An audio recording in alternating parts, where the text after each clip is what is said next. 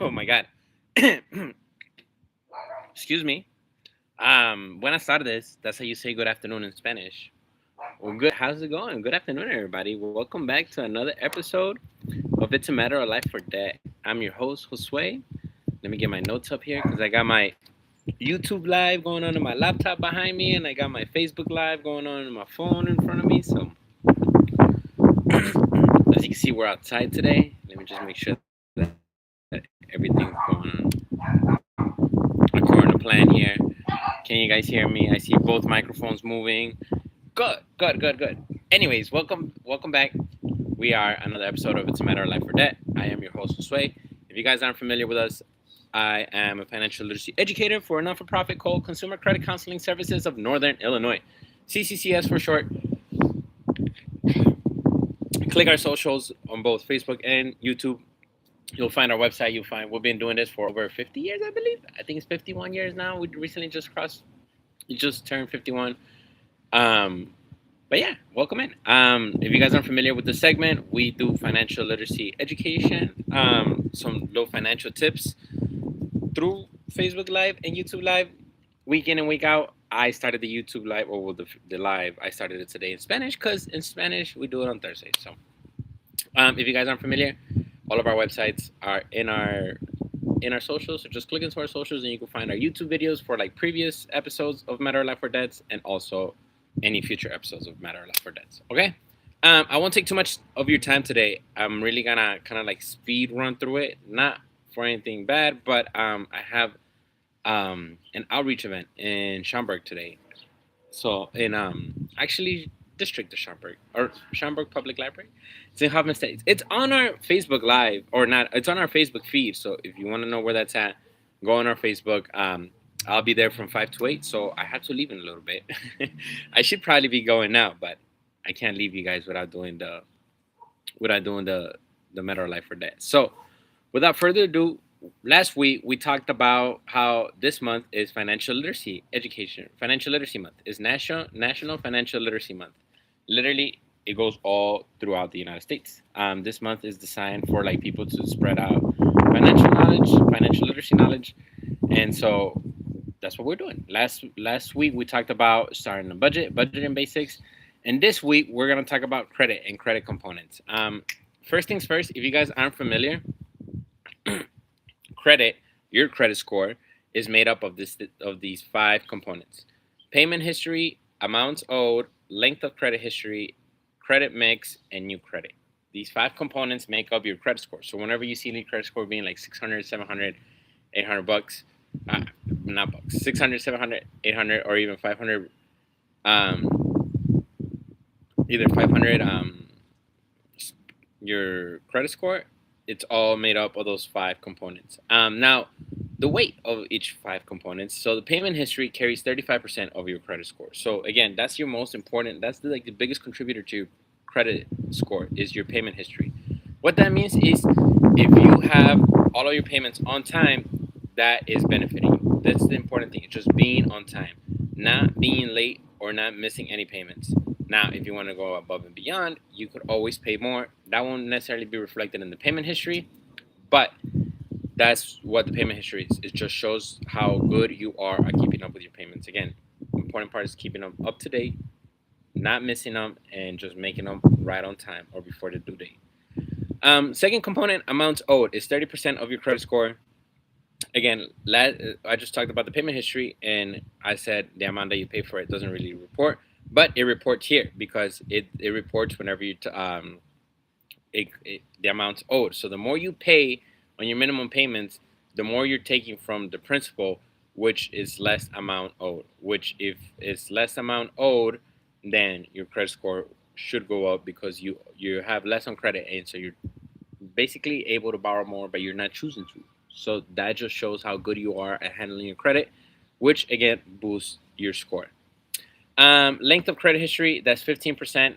It's not as big contributor. It is the third biggest contributor, but it's also not the biggest one, just because some people start credit at a later age than at a younger age, and if that's the case, then that's gonna be higher. So that's why it carries less but it's just the history of your credit. That's why it's important. If you guys have credit cards that are like no, they have no annual charges to them, keep them open because that's just contributing to your to your payment history and to your credit history. The longer the banks see that you have a credit line open, and not even necessarily that you're using it, but that you have it available and you're not using it, that's really good. That looks really good on you because then it shows that you're able to manage your money and you don't necessarily need borrowed money for expenses. You're just using your expenses, so, or just using your income for your expenses. So that's really good.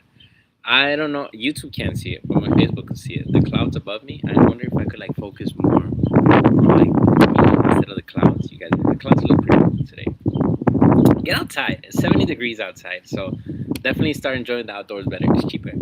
So, um, okay. The fourth component is credit mix. That means just like the different kinds of credits that you have on your credit report or on your credit. Basically, is it just department stores? Is it just a Target credit card? A Walgreens credit card, Best Buy credit card, or is it like a auto loan? Is it some school debt? Things like that. As long as you diversify your credit, you are doing fine. As long as you don't put all your eggs in one basket, as long as you just don't have consumer credit, which are those credit cards, then you're fine with the credit mix because that will happen naturally. As you grow up in life and you get like furniture, you get appliances, all of that stuff might be put on credit, and then when it does, then it'll contribute to that credit mix. New credit being 10%. That doesn't mean that's the last component of your credit score. The last two, credit mix and new credit, is 10% because they don't want to promote you getting new credit. And that's not saying like, okay, you go get a Target credit card, and then you go get a Kohl's credit card, and then you go get a Best Buy credit card, and then you go get a Lowe's credit card. No, that's not what new credit means. New credit just means shows that you're using your credit. Maybe have your credit for a while. You're stable, you're in your residence, and you haven't used your credit in a while for like new appliances or anything, or like new credit. Period. Then you're not necessarily contributing to your credit score, but it was not hurting it. However, you could do so by maybe like doing a remodel, or maybe you're caught up with all your consumer debt. Maybe it's time for a new furniture set, and then you could put that on credit and then just pay it off as soon as you can. So those are the 5 components for your credit score. Again, keep that in mind: is your payment history, amount owed, length of credit history, credit mix, and new credit. Those are the 5 components. All of these contribute to your credit score. Okay. Now, how do you start your credit? That's always a question I get asked. Like, how does one start credit? Best thing I could tell you guys is secure credit cards. Secure credit cards are the way to start and restart. Because sometimes we got to restart our credit. We get into a little problem. We get into a little spending problem. We overspend, and then boom, we find ourselves in either bankruptcy or debt consolidation, and so on and so on. But if that happens, it's okay. You could rebuild your credit by getting a secured credit card. A secured credit card, if you guys aren't familiar, is something that you start with your own money, usually around $300. I think max maybe like $1,000 to $15,000, or not $15,000, $1,000 to like $1,500, maybe $2,000. However, you started with your own money. Once you started with your own money, then that's basically your credit line. Whether it's, like I said, 300, 500, 1,000, whatever it may be, that is your credit line. Okay, so now it teaches you to, excuse me, I forgot my water bottle too. It teaches you to stay within that credit range or within that credit line that you've given yourself, because literally it's your money. 1, for starters, and then 2, on top of that, it also teaches you how to make payments, how to manage your money. If you start a secured credit card, you won't be able to spend all of that out of control because it's a small amount. However, it'll teach you to like make payments on time. Like I said, it'll teach you to manage your spending, so that way you're not just blowing all of your secure credit card line all in one place. That's the best way to start credit. Also, co-signers. If you go get like a vehicle, let somebody co-sign for you. Interest might be a little high at first, but it will definitely benefit on starting your credit. Now, all of these things are reported on your credit report. If you guys aren't familiar with your credit report, you get an annual credit report from each credit reporting agency free a year. One credit report, each credit reporting agency a year. Now, That's super important because you're able to keep track of all of your stuff. This is not only used for like making sure that all of your credit is reported accurately, but also make sure it helps you make sure that nobody's using your identity. Because if you have a credit card, or if let's say if you have good credit and somebody's out there using your credit to get more loans, then it's just gonna end up hurting you. And how do you find out? By reading your credit report. Also, if you've been sending payments and like they say you owe them, this will also be on your credit report. If you need to do anything to fix your credit report, like some disputes on something, you won't know it unless you look up your credit report. Now, the website is annualcreditreport.com. Super easy. Annualcreditreport.com. When you open the website, it will look a little sketchy. I'm not gonna lie. Everybody's told me that. Like, are you sure this is safe? But it is safe. It's a government website. Nah, not saying that that's the safest, but we take it for what it is. You put in your information. Now, you could get a free credit report from Experian, TransUnion, and Equifax all at the same time, or you could do it like me. I split them up because then you kind of have a credit report quarterly. After like 4 months or after 3 months, then you have a credit report, and then after another 3 months, then you have another credit report, and after the 9 month, then you have another credit report, and then after the next 3 months, it'll be January again. So you're able to start then, or you're able to start in March again. So definitely, it's up to you how you want to split them. I split them up. You could also get them all at the same time.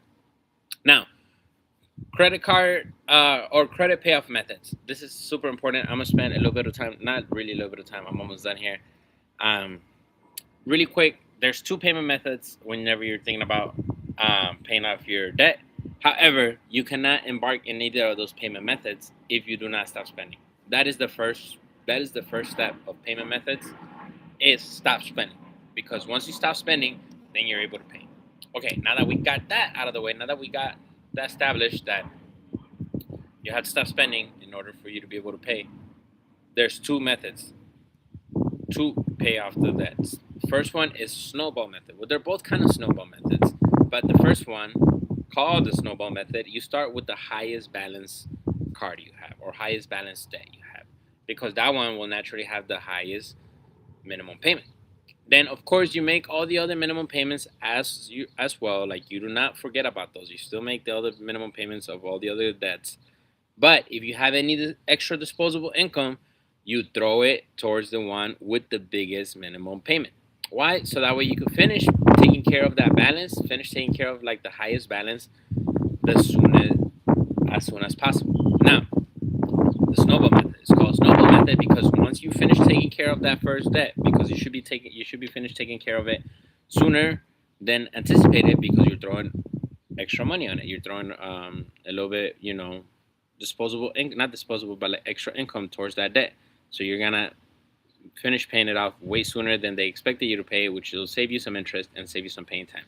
Anyway, you take that payment and you snowball it to the next debt. Now, you've already been paying the minimum on that one. Now you're gonna have a whole nother payment, basically, because you were making a minimum payment for a debt that was bigger than that. So you're gonna have a whole nother debt, a whole nother payment on top of your regular payment, which in theory should bring your payment time down in half, because you're making double the payment. The second payment it might be even bigger than the first one. So in theory, it should bring that paying time in half. And then what do you do when you finish paying that debt off? Then you snowball it onto the next one.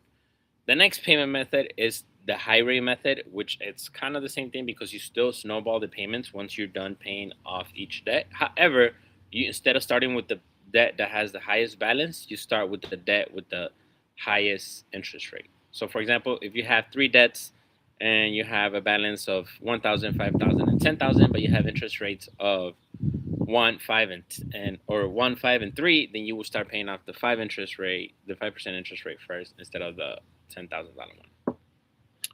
And with that being said, one last point I wanted to make is the difference between a bankruptcy and a debt management plan. We offer debt management plans in-house. If you guys weren't familiar, totally free. The counseling session is totally free.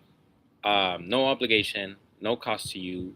The debt management plan does have a cost of $50 to enroll and $50 to service it monthly, but it is a better alternative than bankruptcies because we report to your credit agency. It is not a negative judgment like a bankruptcy on your credit report. Instead, we'll just show that the accounts are closed because we close the accounts for you.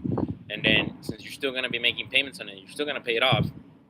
It'll just show you making payments on it. And as long as they're all on time, this will help you rebuild your credit score without having to go into bankruptcy.